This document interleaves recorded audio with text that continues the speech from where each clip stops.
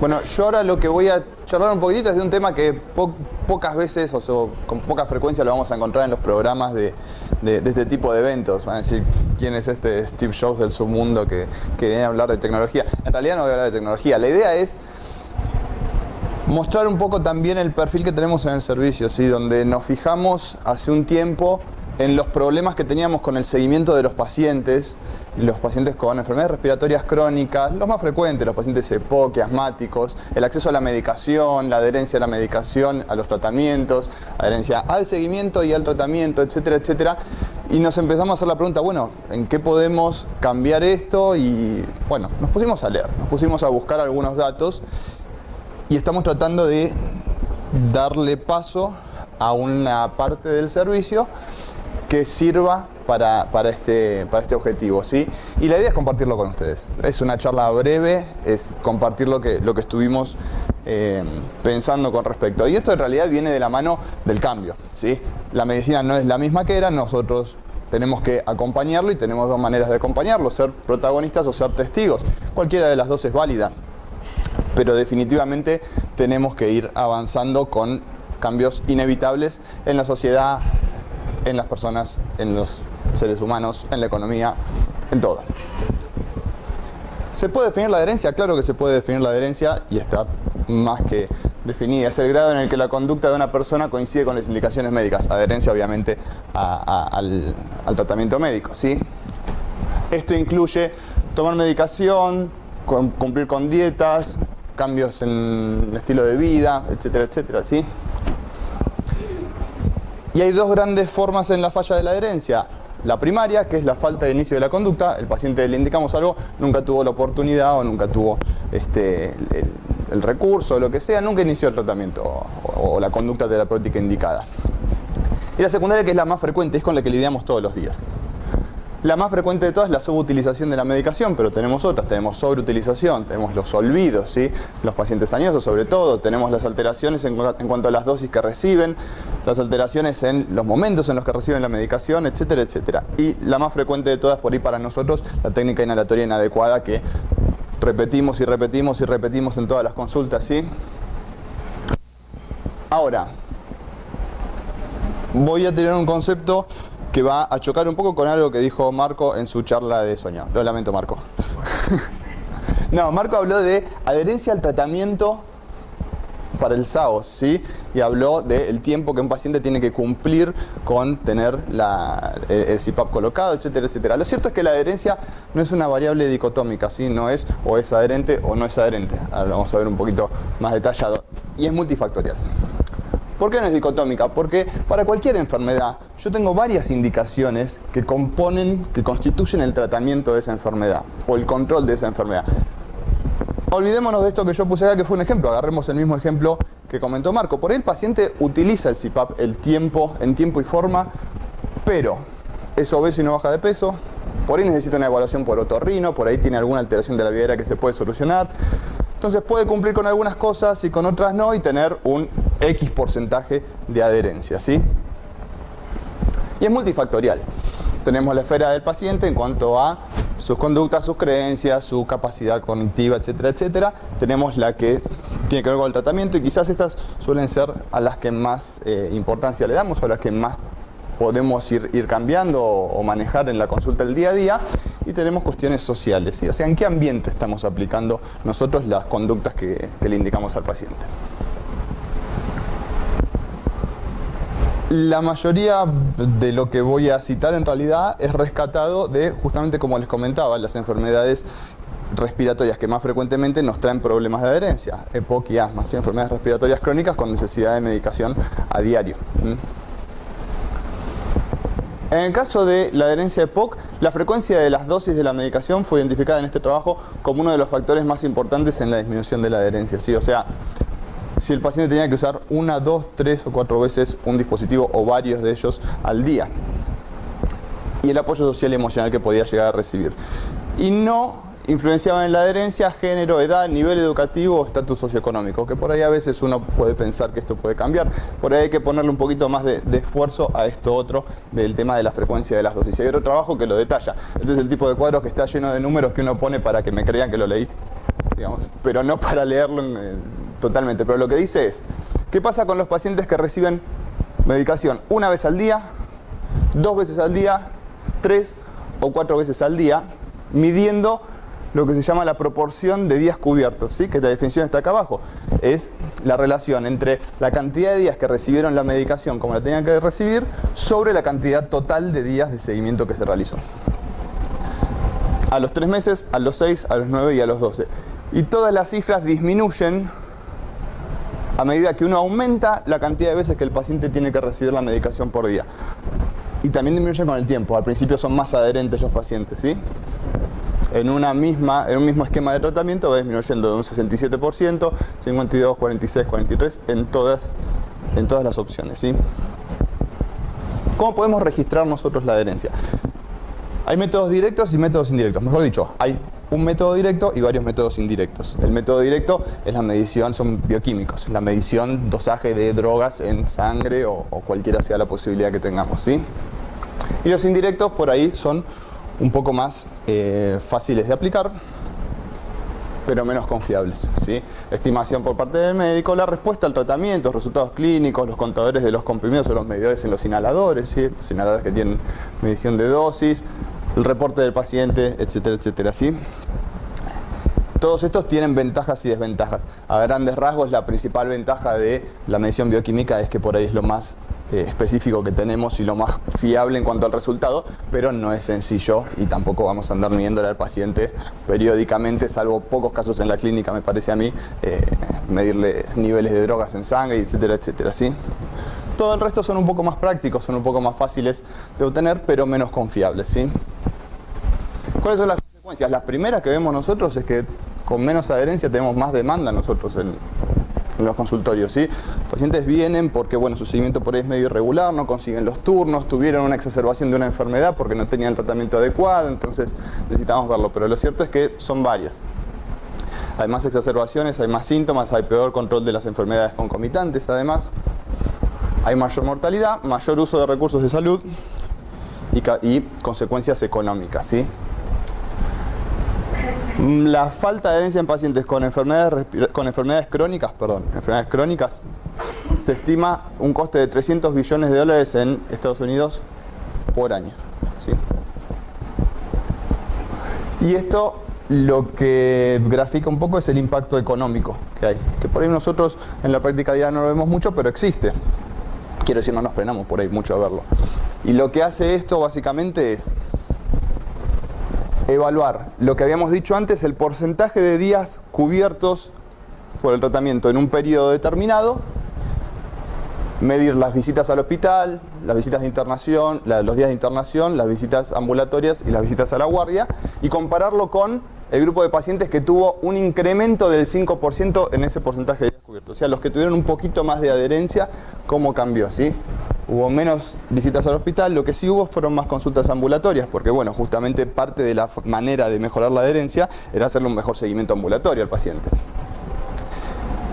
Para una cohorte de 1000 pacientes, un aumento del 5% en la adherencia llevaría a una reducción de aproximadamente el 2,5% en las internaciones, con una disminución en el gasto médico de casi $300.000 en internaciones y 7.000 y pico en consultas de urgencias, con aumento en los gastos en la evaluación ambulatoria, pero con un balance claramente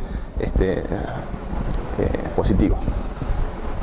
Esto es algo que yo había mencionado en la charla anterior, que es cuánto es el costo del asma en Europa. Bueno, la mayoría, gran parte de ese costo viene de los gastos indirectos o el costo indirecto por la falta de productividad.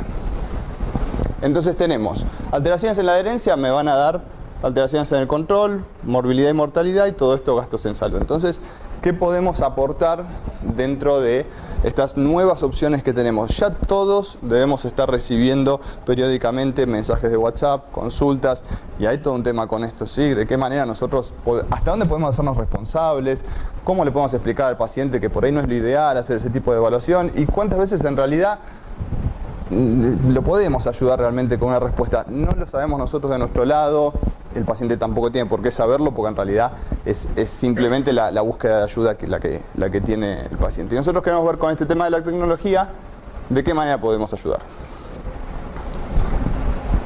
Y encontramos el concepto de telemedicina, ¿sí? Que es básicamente todo esto que nos está pasando por ahí seguido, de los mensajitos, de las consultas a distancia, etcétera, etcétera, organizado y decir, bueno, ¿de qué se trata y cómo lo podemos aplicar? Tele a distancia, sí, fácil.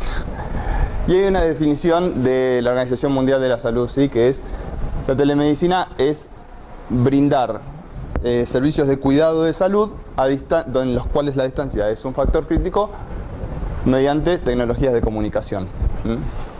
Las opciones son varias. Una de ellas es lo que llaman las interconsultas, las teleinterconsultas serían, ¿sí? Que es básicamente una comunicación asincrónica, o sea, no es al mismo tiempo, no es un médico charlando con otro a distancia, sino que es dejando por escrito una evaluación y solicitando una evaluación por un colega, que tiene que tener una plataforma o un registro de salud compartido, o sea, una historia clínica electrónica, digamos, ¿sí?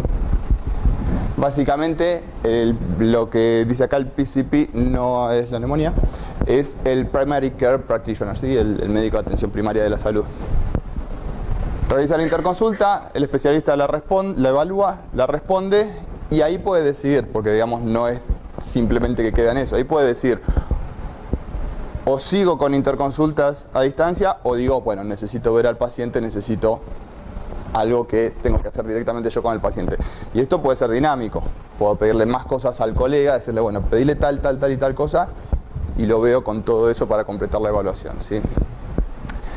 Y un metaanálisis de 27 artículos lo que planteó fue que los que se vieron, los que tuvieron respuesta a altos niveles de satisfacción, digamos, eran los médicos de atención primaria de la salud, ¿sí? Porque le solucionaba muchos problemas, tenía una respuesta rápida de la interconsulta, rápido acceso a la especialidad, mejor comunicación entre profesionales. Las contras, la verdad es que podían ser no tan graves como no poder seleccionar al interconsultor o problemas con la tecnología. En los especialistas la respuesta fue un poco menos uniforme, no fue claramente tan bien recibida, ¿sí?